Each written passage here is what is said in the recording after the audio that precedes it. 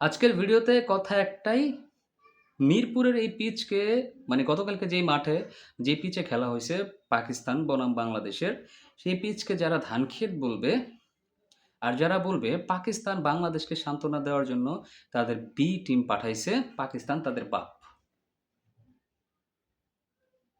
খারাপ লাগতে পারে বাট এইটাই সত্যি আর আমি এই কথাটাই বলবো। পাকিস্তান ডেফিনেটলি তাদের বাপ, কারণ তারা পাকিস্তান হাইরা যাওয়াতে দুঃখ পাইছে, পাকিস্তান হেরে যাওয়াতে তাদের কষ্ট লাগছে। আমার কাছে তো এটাই মনে হবে, কারণ তারা কোন আক্কেলে বলে মিরপুরের ওই পিচটা ধানক্ষেত ছিল, মানে তারা কোন আক্কেলে হয়েছে।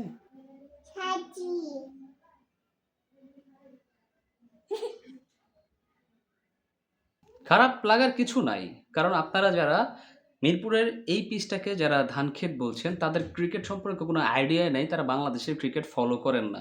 গতকালকে যেই ম্যাচটাতে পাকিস্তান 114 রানে অল আউট হয়েছে বাংলাদেশের এগেইনস্টে, এটা বাংলাদেশের বিগত 10-12 বছরে মিরপুরে এরকম ভালো পিচ ছিল কিনা আমি জানি না। আমার মনে হয় না যে এরকম একটা পিচ ছিল। গতকালকে যেই ধরনের পিচটা তৈরি করছে কিউরেটররা বা কিউরেটররা আর স্বাগতিক দল হিসেবে বাংলাদেশের যে সুবিধা পাওয়ার কথা ছিল সেই সুবিধা বাংলাদেশ নেয়ই নাই। স্পিনার ভইরা, ভইরা নেওয়ার দরকার ছিল, সেই স্পিনার বাংলাদেশ নেয়ই নাই। একজন স্পিনার নিছে, তাও সে যদি ক্যাপ্টেন না হইতো আমার কাছে মনে হয় না তারাও না নিত। পেসার নিছে বাংলাদেশ, কারণ তারা স্পোর্টিং উইকেট তৈরি করছে যেখানে পাকিস্তানও যাতে ভালো সুবিধা পেতে পারে, যেখানে পাকিস্তানের কোচ হেসন বলছেন যে বাংলাদেশের এই পিচটাকে আগেরবার ভালো পায় নাই, এবার যেন ভালো পায়। তো তাদের রিকোয়েস্ট রাখছে বিসিবি, তাদের রিকোয়েস্ট রাখছে কিউরেটররা। তারা সুন্দর একটা পিচ তৈরি করছে যেখানে স্পোর্টিং উইকেট হইছে। যারা দিন শেষে ভালো খেলছে তারাই রেজাল্ট আউট করতে পারছে। আপনি দেখেন নাই বাংলাদেশ কিভাবে রান চেস করলো? পাকিস্তান যেখানে 30 ওভার 4 বলে 114 করছে, সেইখানে বাংলাদেশ 15 ওভার 1 বলেই সেই স্কোর একদম টাপাটাপ শেষ করে দিছে। সেইখানে আপনার তানজিদ হাসান তামিম যে বিধ্বংসী ইনিংসটা খেলছে 42 বলে 67 রানের ইনিংস, আর নাজমুল হাসান শান্ত 33 বলে 27 রানের একটা ইনিংস খেলছে। এরকম ২ টা ইনিংস দেখার পরেও কি আপনাদের মনে হইছে যে মিরপুরের ওই ধানক্ষেত মার্কা পিচে খেলা হইছে? দর্শক, আপনারা আসলে এই ধরনের কথা বিশ্বাস করেন কিভাবে? আর আপনারা এই ধরনের কথা বলেন কিভাবে? আপনারা এই ধরনের কথা বলেন কিভাবে? পাকিস্তান তাদের সম্পূর্ণ ভালো টিম নিয়ে খেলতে আসছে, সম্পূর্ণ ভালো একটা টিম নিয়ে তারা খেলতে আসছে। এক্সপেরিয়েন্স, ইয়াংস্টার সবাইকে মিলিয়ে ঝিলিয়ে একটা টিম হইছে। তারপরেও আপনারা বলতেছেন যে পাকিস্তানের এই টিম নাকি তাদের বি টিম নিয়ে আসছে বাংলাদেশকে সন্তুষ্ট করার জন্য। এটা ভাই গাঁজাখুরি কথা। আপনারা যারা গাঁজা খাইছেন তারা এই ধরনের কথাবার্তা বলতে পারেন। বাট আমরা বলতে পারি না, কারণ আমরা ফলো আপ করি। পাকিস্তানের এই টিমে কি কমতি ছিল? ওপেনিং এ কে নেমেছেন পাকিস্তানের? পাকিস্তানের ওপেনার সাহেবজাদা ফারহান নেমেছেন। সাহেবজাদা ফারহান কি এক্সপেরিয়েন্সড না? সাহেবজাদা ফারহান কি বি টিমের খেলোয়াড়? তার সাথে ধরলাম আরেকজনকে নামাইছেন। তার নাম হচ্ছে আপনার মাস সাদাকাত। মাস সাদাকাতকে আপনার এক্সপেরিয়েন্স বলবেন না। মাস সাদাকাত তো আন্ডার 19 অনেক ভালো খেললো। অনেক ভালো খেললো। ভারতের এগেইনস্টেও অনেক ভালো খেলছে। তার কথা বাদ দিলাম। তারপরে শামিল হোসেনের কথাও বাদ দিলাম। তারপরে রিজওয়ান কি? রিজওয়ান পাকিস্তানের এ টিমের খেলোয়াড়? বি টিমের খেলোয়াড়? এগুলো কি আপনাদের কি আক্কেল নাই? আপনারা কোন ধরনের কথাবার্তা বলেন? তারপরে ধরেন আপনার সালমান আলী আগা, পাকিস্তান দলের সাবেক ক্যাপ্টেন। তো তিনি খেলতে আসেন নাই। আপনার ফাহিম আশরাফ খেলতে আসেন নাই। আবরার আহমেদ খেলতে আসেন নাই। তারপরে আপনার আ বা হারিস রফ খেলতে আসেন নাই। আসছেন তো। ৬-৭ জন সিনিয়র প্লেয়ার খেলতে আসছেন। সেখানে আপনারা বলতেছেন পাকিস্তান বি টিম পাঠাইছে। এদের চাইতে ভালো আর কে হইতে পারত? ধরলাম বাবর আজম আসতো। বাবর আজম আসলে কি উল্টাইয়া দিত ভাই? কি উল্টাইয়া দিত? বাবর আজম আসলে কি করতে পারত সেটা আমাকে বলেন। জানান। কমেন্ট সেকশন তো খোলাই আছে। বলতে পারেন। কিছু করতে পারত না।